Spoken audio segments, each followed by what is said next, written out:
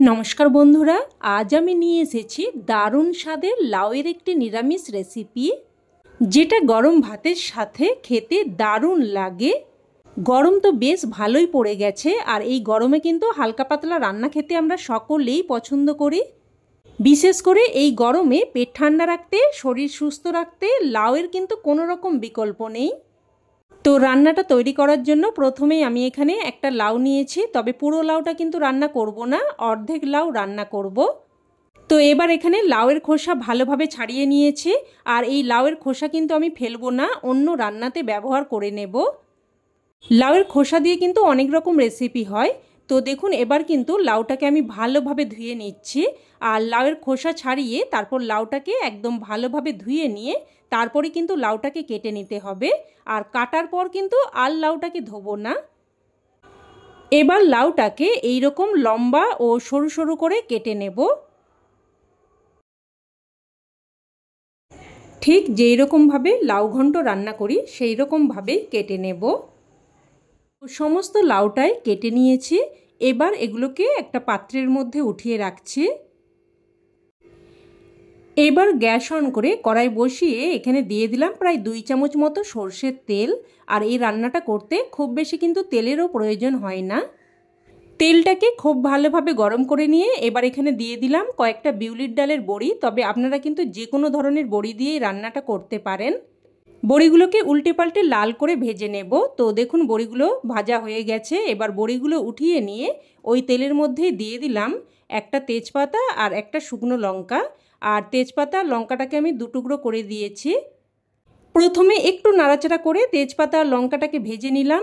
এবার দিয়ে দিচ্ছি এখানে 1/2 চামচ মতো কালো সর্ষে। সর্ষেটাকে একটু ফুটতে দেব। সর্ষেটা একটু ফুটে আসলে এবার এখানে দিয়ে দিচ্ছি 1/2 চামচ মতো কোড়ানো আদা। এবার আদাটাকেও একটু নাড়াচাড়া করে ভেজে নিচ্ছি।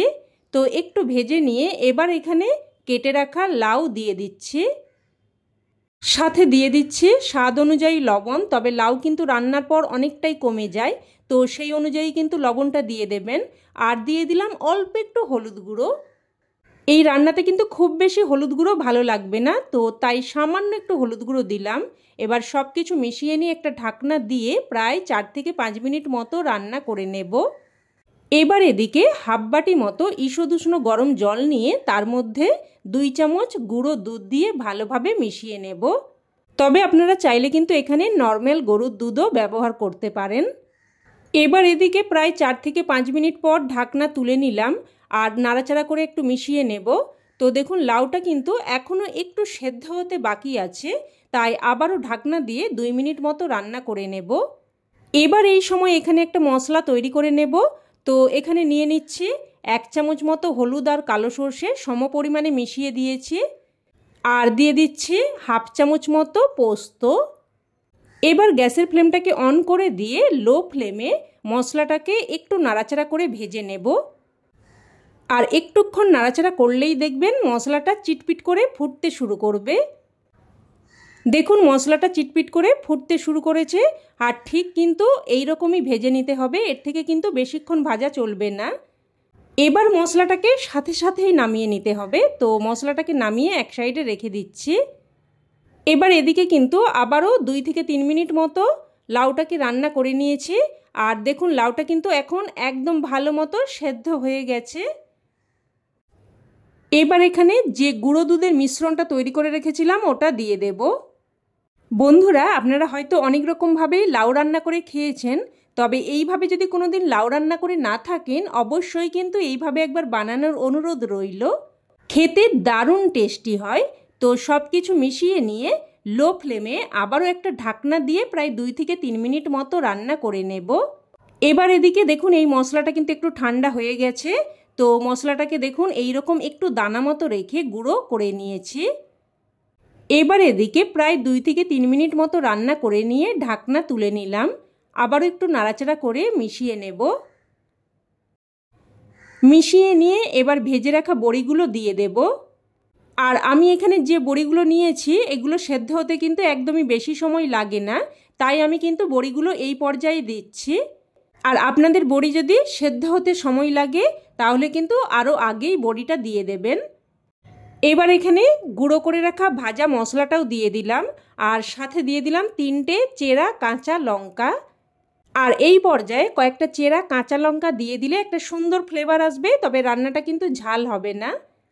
এবার এখানে দিয়ে দিলাম 1/2 চামচ মতো চিনি। অল্প একটু মিষ্টি কিন্তু অবশ্যই দিয়ে দেবেন, তাতে করে স্বাদটা সুন্দরভাবে ব্যালেন্স হবে। তো সব কিছু ভালোভাবে মিশিয়ে নিয়ে আবারও একটা ঢাকনা দিয়ে জাস্ট কিন্তু 2 মিনিট মতো রান্না করে নেব। 2 মিনিট মতো রান্না করে নিয়ে এবার এখানে দিয়ে দিলাম 1/2 চামচ মতো ঘি। তবে ঘিটা কিন্তু অপশনাল, আপনারা চাইলে নাও দিতে পারেন, তবে একটু দিয়ে দিলে খেতে কিন্তু ভালোই লাগবে। তো ঘিটা দিয়ে মিশিয়ে নিয়ে এবার গ্যাসের ফ্লেম বন্ধ করে একটা ঢাকনা দিয়ে স্ট্যান্ডিং টাইমে রেখে দিলেই রান্না কিন্তু একদম তৈরি। একদমই সহজ সাধারণ একটি রান্না, তবে এর স্বাদ হয় কিন্তু একদম অসাধারণ। গরম ভাতের সাথে খেতে জাস্ট ফাটাফাটি লাগে। অবশ্যই এইভাবে একবার বানিয়ে দেখুন, আর আমার বিশ্বাস আপনাদেরও খেয়ে খুবই ভালো লাগবে। তো রেসিপি কেমন লাগলো অবশ্যই কমেন্টে জানাবেন, আর ভালো লেগে থাকলে প্লিজ একটা লাইক দিয়ে দেবেন, আর চাইলে অন্যান্য বন্ধুবান্ধবদের সাথে শেয়ারও করতে পারেন। আর চ্যানেলের নতুন বন্ধু হয়ে থাকলে চ্যানেলটি অবশ্যই করে সাবস্ক্রাইব করে নেবেন।